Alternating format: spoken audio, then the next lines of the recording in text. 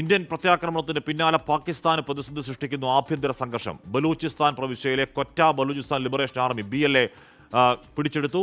മുൻ പ്രധാനമന്ത്രി ഇമ്രാൻഖാനെ ജയിൽ മോചിതനാക്കണമെന്നാവശ്യപ്പെട്ട് പാകിസ്ഥാൻ തെഹ്രീകെ ഇൻസാഫ് പ്രവർത്തകർ ആയിരക്കണക്കിനാണ് തെരുവിലിറങ്ങിയത്. പാക് സേനയ്ക്ക് നേരെ ബലൂചിസ്ഥാൻ നടത്തുന്ന ആക്രമണം കടുപ്പിക്കുകയാണ്. ബലൂചിസ്ഥാൻ പ്രവിശ്യയിലെ ക്വറ്റ BLA പിടിച്ചെടുത്തു എന്നാണ് റിപ്പോർട്ട്. ബലൂചിസ്ഥാനെ സ്വതന്ത്ര രാജ്യമായി അംഗീകരിക്കണമെന്നാണ് ഐക്യരാഷ്ട്ര സംഘടനയോട് ബലൂച്ച് ലിബറേഷൻ ആർമി ആവശ്യപ്പെടുന്നത്. ഇന്ത്യയിൽ ബലൂചിസ്ഥാൻ എംബസി സ്ഥാപിക്കാൻ അനുവദിക്കണമെന്ന് ബലൂച്ച് എഴുത്തുകാരൻ മിർ പറഞ്ഞു. കഴിഞ്ഞ ദിവസം BLA നടത്തിയ സ്ഫോടനത്തിൽ 14 പാക് സൈനികർ കൊല്ലപ്പെട്ടിരുന്നു. ഇതിനിടെ ജയിലിൽ കഴിയുന്ന പാക് മുൻ പ്രധാനമന്ത്രി ഇമ്രാൻഖാനെ മോചിപ്പിക്കണമെന്നാവശ്യപ്പെട്ട പാകിസ്ഥാൻ തെഹ്രീകെ ഇൻസാഫ് പ്രവർത്തകർ തെരുവിലിറങ്ങി.